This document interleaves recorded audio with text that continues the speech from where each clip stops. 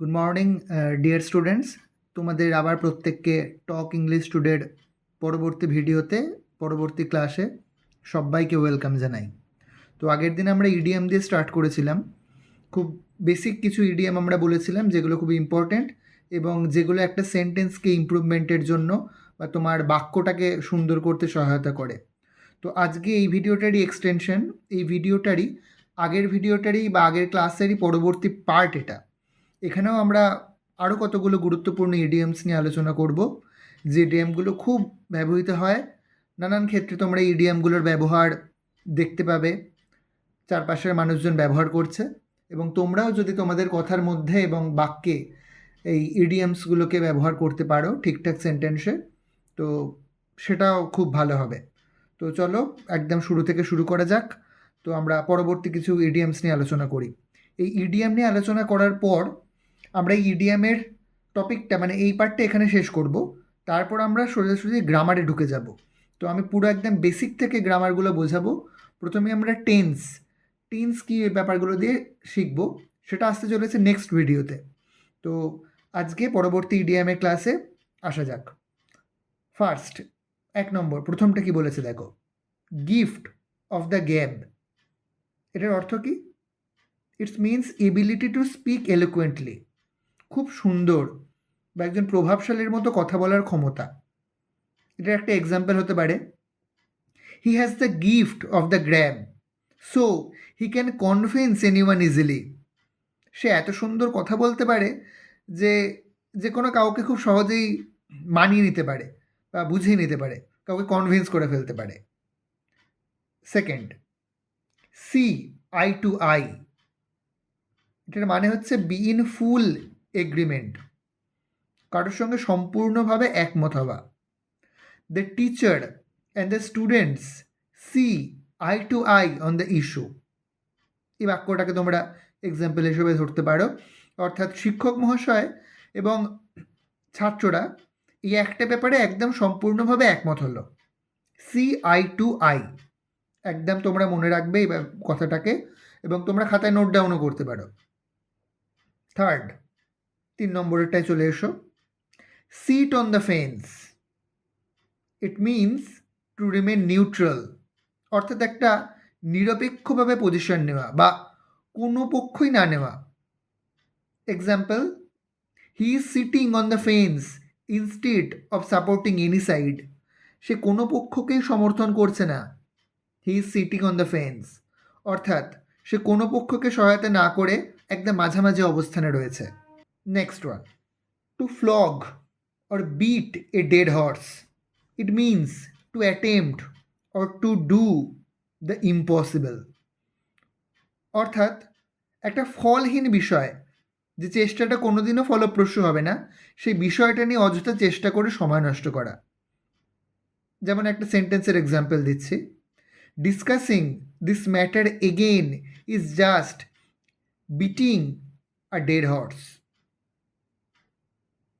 তার মানে এই বাক্যটা নিয়ে বা এই টপিকটা নিয়ে আবার বারবার করে কথা বলা একটা ফালতু বিষয়ে সময় নষ্ট করা।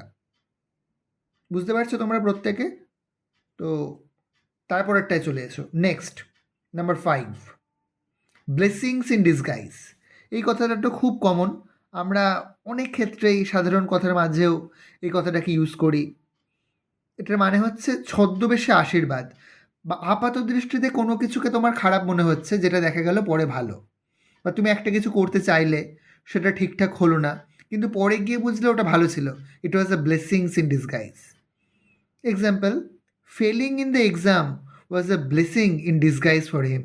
হয়তো সে কোনো পরীক্ষায় ফেল করেছিল, সে পরীক্ষায় ফেল করার জন্য সে একটা থেকে শিক্ষা পেল, তারপরে হয়তো আরও ভালো করে সে পড়াশোনা করে নেক্সট পরীক্ষায় দেখা গেল একদম প্রথম হয়ে গেল। তার মানে সে বলতে পারে যে আগের পরীক্ষায় যে ফেল করেছিল এটা একটা ব্লেসিংস ইন ডিসগাইজ, অর্থাৎ ছদ্মবেশে একটা আশীর্বাদ হলো। নেক্সট, তারপরেরটা আমরা চলে আসি, দেখো, এ ফিস আউট অফ ওয়াটার। এটার মানে তোমরা শুনেই বুঝতে পারছো, এই কথাটাও আমরা সাধারণ জীবনে দৈনন্দিন কথার মধ্যে খুব ব্যবহার করি। মানে an uncomfortable or an unfamiliar or unsuitable person or in a situation, অর্থাৎ একটা অস্বস্তিকর বা একটা অপরিচিত পরিবেশে থাকা। একটা এক্সাম্পল কি হতে পারে?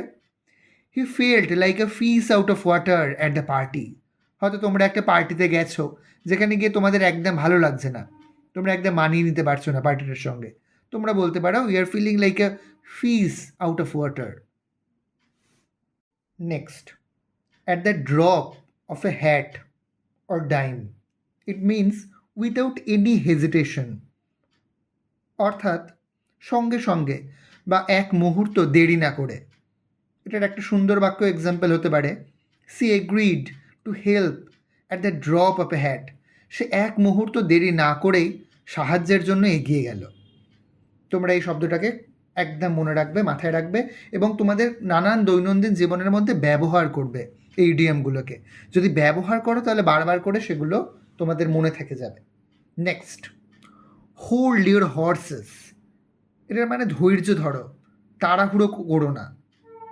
এক্সাম্পল হতে পারে, hold your horse's and listen to me first. অর্থাৎ ধৈর্য ধরে আমার কি বলতে চাইছে আমার কথাটা আগে শোনো। নেক্সট, তারপর এটা তো খুবই কমন, তোমরা নিশ্চয়ই ছোটোবেলা থেকে এই শব্দটাকে বারবার করে শুনে এসছো এবং নানান ক্ষেত্রে তোমরা লিখেওছো। It's raining cats and dog. অর্থাৎ মুষলধারে বৃষ্টি হওয়া। We stayed at home because it was raining cats and dogs. আমরা সেদিনকে বাড়িতেই অপেক্ষা করছিলাম কারণ মুষলধারে বৃষ্টি হচ্ছিল। এটা খুবই কমন। নেক্সট, এটা বেশি সময় নষ্ট না করে তারপরেরটায় চলে আসি। Leave no stones unturned. অর্থাৎ try every possible course of action in order to achieve something. অর্থাৎ কোনো কিছু করার জন্য কোনো চেষ্টাই বাকি না রাখা, মানে একটা কিছুকে পাওয়ার জন্য সব রকম চেষ্টা করা। তোমরা যে কোনো পরীক্ষায় ক্র্যাক করার জন্য এটা করতে পারো বা কোনো বিজনেস গ্রো করাবার জন্য করতে পারো। এটার এক্সাম্পল হতে পারে, he left no stones unturn to crack the exam. অর্থাৎ সে পরীক্ষায় সফল হবার জন্য বা পরীক্ষাটাকে পাশ করবার জন্য কোনো চেষ্টাই বাকি রাখেনি। তারপরেরটায় চলে আসো, let the cat out of the bag. এটা খুব সুন্দর একটা কথা। এটার মানে reveal a secret carelessly for by mistake. অর্থাৎ কোনো অসাবধানতা বশত কোনো একটা গোপন কথাকে কেউ ফাঁস করে দেওয়া। এটার একটা এক্সাম্পল হতে পারে, see let the cat out of the bag about the surprise. অর্থাৎ কোনো কিছু একটা গোপন সারপ্রাইজ ছিল কিন্তু সে ভুল করে সেটাকে বলে ফেলেছে। See let the cat out of the bag. তোমরা আমি যে এক্সাম্পলগুলো দিচ্ছি সেগুলো তো শুনবেই এবং বুঝবেই এবং কোনো অসুবিধা থাকলে কমেন্ট সেকশনে জিজ্ঞেস করবে। তার থেকেও ভালো হয় তোমরা যদি নিজেরা কোনো একটা সেন্টেন্স এই ইডিয়ামগুলোকে ব্যবহার করে এক্সাম্পল দিতে পারো, সেটা কিন্তু আরও ভালো হবে, তোমরা আরও ভালো শিখতে পারবে। Next, A hard nut two crack. It means প্রচণ্ড কঠিন একটা সমস্যা, এ ডিফিকাল্ট টাস্ক। এটাকে আমরা খুব কথায় কথায় ইউজ করে বলি hard nut two crack. Example, this question is a hard nut two crack. অর্থাৎ এমন কঠিন একটা প্রশ্ন যেটা সহজে করা যাচ্ছে না। তারপরেরটা চলে এসো। তারপরেরটা খুবই কমন, তোমরা নানান কথায় তোমরা ইউজ করো, রেড লেটার ডে। অর্থাৎ একটা স্মরণীয় বা ক্যালেন্ডারে দাগ দেওয়ার মতো একটা দিন, একটা আনন্দের দিন। Getting selected in this job was a red letter day in my life. অর্থাৎ এই কাজের সঙ্গে যুক্ত হতে পারা বা এই চাকরিতে জয়েন করার দিনটা আমার জীবনে একটা রেড লেটার ডে, অর্থাৎ একটা মনে থাকার মতো স্মৃতি।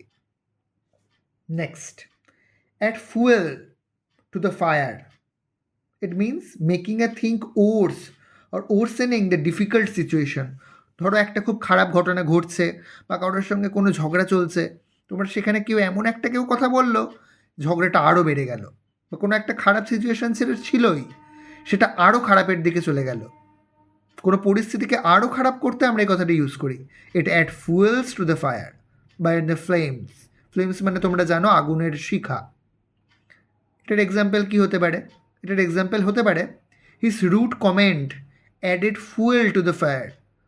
অর্থাৎ তার সেই রুড মানে খারাপ একটা কঠোর কথা ব্যাপারটাকে আরও খারাপ করে দিল।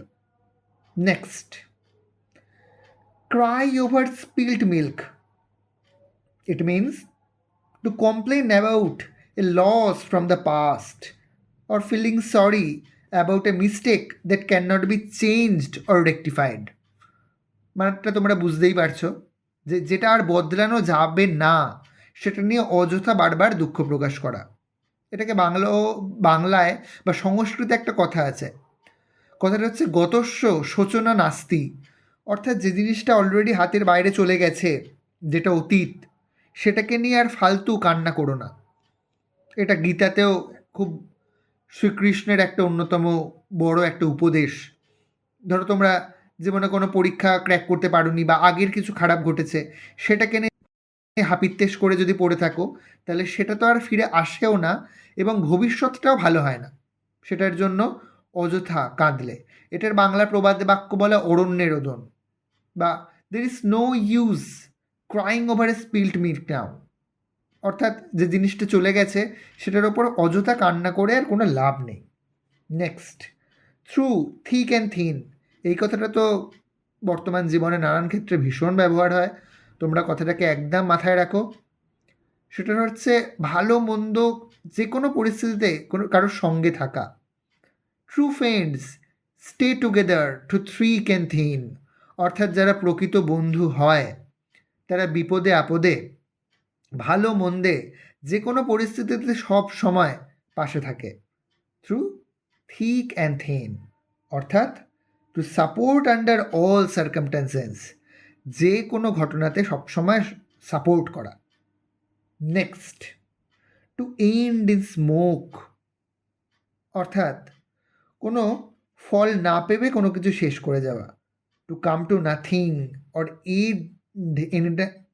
And without any practical result, অর্থাৎ কোনো কিছুর জন্য চেষ্টা করছে কিন্তু কোনো সাফল্য পেল না।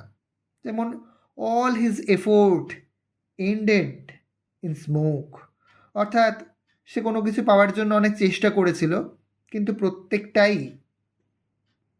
বিফলে গেল। নেক্সট, তারপরেরটায় চলে এসো, অল অ্যাট সি। এটার মানে puzzled or in a state of confusion. বাংলায় বলতে গেলে কোনো কিছু নিয়ে খুব বিভ্রান্ত বা হতবুদ্ধি হয়ে যাওয়া, একটা খুব গোলমেলে অবস্থা। এটার এক্সাম্পল সেন্টেন্স কী হতে পারে? I was all at sea during the first class, অর্থাৎ কোনো কিছুর ক্লাস তুমি প্রথম করছো তোমার কোনো কলেজে বা স্কুলে বা কোনো একটা প্রতিষ্ঠানে, কিছুই তুমি বুঝতে পারছো না, তুমি বলতে পারো I was all at C.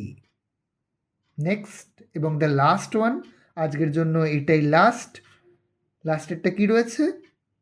Byte off more than one can chew. It means take on more responsibility than one can handle, অর্থাৎ কোনো কিছুর জন্য নিজের সামর্থ্যের থেকে বেশি দায়িত্ব নিয়ে নেওয়া। অর্থাৎ তুমি হয়তো এই 5টা কাজ করতে পারো, তুমি নিয়েছো 10টা কাজের দায়িত্ব, যেটা এই bit off more than one can chew. তুমি যতটা না চেবোতে পারো তার থেকে বেশি তুমি কামড়াতে গেছো, মানে এটাকে পুরোপুরি একদম আক্ষরিক অনুবাদ করলে।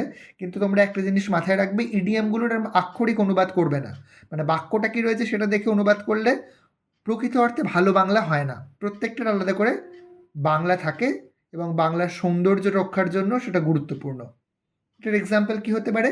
হি bit off more than he could chew by taking 2 jobs. সে 2টো কাজ নিয়ে নিজের সামর্থ্যের থেকে অনেক বেশি দায়িত্ব নিয়েছে। নিশ্চয়ই তোমরা ইডিয়ামটাকে বুঝতে পারলে। তো আজকে আমাদের ভিডিওটা এতটুকুই। আমাদের ক্লাস আজকে ছোট্ট ক্লাস এখানেই শেষ করছি এবং এই ইডিয়ামসের পার্টটা আমরা এখানে শেষ করলাম। তোমাদের যদি ভালো লাগে বলবে, তাহলে আমি আরও অনেক ভালো ভালো ইডিয়ামস বা ভালো ভালো ওয়ার্ড সেগুলো নিয়ে আমরা ভোকাবুলারি ক্লাসে আবার আসবো। কিন্তু আমার ইচ্ছে রয়েছে এর পরবর্তী ক্লাসে একদম গ্রামারের বেসিক থেকে শুরু করা, একদম শুরু থেকে শুরু করা। তো সেজন্য আমরা বলেছি আমরা টেন্স দিয়ে স্টার্ট করব। তো তোমরা ক্লাসটাকে দেখো, বারবার করে দেখতে পারো। যদি কোনো ব্যাপার বুঝতে অসুবিধা হয় তোমরা কমেন্ট সেকশন ওপেন রয়েছে, সেখানে কমেন্ট করে কিছু জিজ্ঞাসা করতে পারো। ভিডিওটা যদি তোমাদের কাজে আসে বা এগুলো যদি তোমরা শিখে মনে করেছো তোমাদের উপকারে আসবে, তাহলে লাইক করো এবং তোমাদের মতোই যারা বন্ধু যারা ইংরেজি খুব ভালো করে শিখতে চায় একদম বেসিক থেকে তাদের সঙ্গে শেয়ার করতে ভুলো না। আবার দেখা হচ্ছে নেক্সট ভিডিওতে। আমরা আবার ফিরে এসেছি খুব তাড়াতাড়ি। তোমরা ক্লাসটা খুব ভালো করে এনজয় করো এবং ডাউটস থাকলে অবশ্যই কমেন্ট করো। Tata, good bye.